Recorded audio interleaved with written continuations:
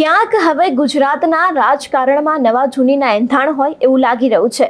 અત્યાર સુધી Bharatiya Janata party action મોડમાં જોવા મળી હતી ને ક્યાંક ભારતીય જનતા પાર્ટીમાં પણ અત્યારે હાલ અંદરો અંદરના ડખા છે તે વધી રહ્યા છે, પરંતુ વર્ષો પછી પહેલીવાર કોંગ્રેસની પાર્ટી એક્શન મોડમાં જોવા મળી છે। લગભગ 700 જેટલા જિલ્લા પ્રમુખને અત્યારે હાલ દિલ્હીનું તેડું આવ્યું છે। શું છે સમગ્ર વિગતો જોઈશું આજના વિડીયોમાં। નમસ્કાર, હું હંસિની અને તમે જોઈ રહ્યા છો નિર્ભય ન્યૂઝ।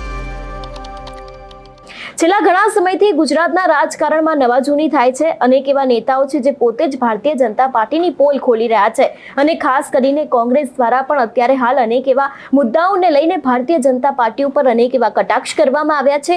પરંતુ જો વાત કરવામાં આવે કે કોંગ્રેસ પાર્ટી છેલ્લા ઘણા વર્ષો પછી ફરી એક વખત એક્શન મોડમાં દેખાય છે। સમગ્ર વિષયને વિસ્તારપૂર્વક સમજીએ તો દેશભરના લગભગ 700 જિલ્લા અધ્યક્ષને દિલ્હીનું તેડું આવ્યું છે। વર્ષો બાદ આ રીતે કોંગ્રેસ એક્શનમાં આવી છે।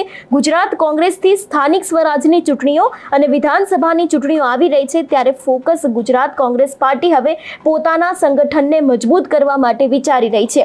ઓલ ઇન્ડિયા કોંગ્રેસ કમિટીએ દેશભરના લગભગ 700 જિલ્લા કોંગ્રેસ સમિતિના પ્રમુખો સાથે 3 દિવસની બેઠકનું આયોજન કર્યું છે। આ બેઠક નવી દિલ્હીમાં 3 બેચમાં યોજાવાની છે અને બેઠકનો મુખ્ય ઉદ્દેશ એક નવું સંગઠન અને સકારાત્મક સંગઠનનું માળખું બનાવવાનો છે।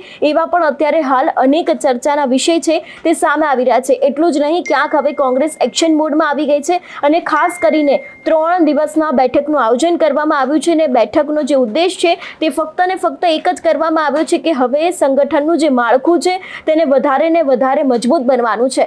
કારણ કે ગુજરાતમાં પણ છેલ્લા ઘણા સમયથી અનેક એવી ચૂંટણી આવી હતી કે જેમાં કોંગ્રેસનું પ્રદર્શન હતું તે ખૂબ જ ઓછું દેખાયું હતું ને ખાસ કરીને ભારતીય જનતા પાર્ટીનો દબદબો છે તે ફરી એક વખત જોવા મળ્યો હતો। પરંતુ હવે ક્યાંક વર્ષો પછી ફરી એક વખત કોંગ્રેસ છે તે પોતાના એક્શન મોડમાં આવી ગયું છે અને ખાસ કરીને અનેક એવા લોકો છે જે લોકોને દિલ્હીથી તેડું આવ્યું છે અને લગભગ 700 જિલ્લા પ્રમુખ છે તે દરેક લોકો માટેની બેઠકનું આયોજન છે તે કરવામાં આવ્યું છે।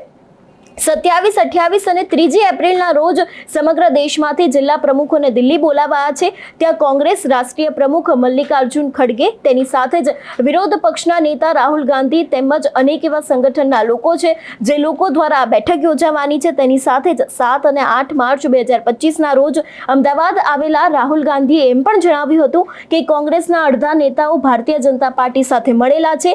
ખાસ કરીને રાહુલ ગાંધી દ્વારા એમ પણ કહેવામાં આવ્યું હતું કે જેટલા પણ લોકો ભારતીય જનતા પાર્ટીમાં જતા રહ્યા છે તે લોકોને અલગ કરવા ખૂબ જરૂરી છે। ત્યાં સુધી આપણને ગુજરાતની જનતાનો ભરોસો પણ નહીં મળે, એટલે કદાચ હવે આ બેઠક પછી કંઈક નવા જૂની થઈ શકે છે। અને ખાસ કરીને છેલ્લી જે સ્થાનિક સ્વરાજની ચૂંટણી યોજાઈ હતી એમાં પણ અનેક એવી બેઠકો છે જેમાં કોંગ્રેસ વિજય બન્યું હતું, પરંતુ મોટા પાયે ભારતીય જનતા પાર્ટીએ પોતાનો વિજય છે તેને હાંસિલ કર્યો હતો। એટલા માટે થઈને પણ હવે કદાચ કોંગ્રેસમાં નવા જૂનીના એંધાણ છે ને ખાસ કરીને આ મીટિંગ પછી પણ કદાચ કોંગ્રેસ દ્વારા કોઈક નવી રણનીતિ છે અથવા તો રાજનીતિ છે તેને પણ બહાર પાડવામાં આવી શકે છે।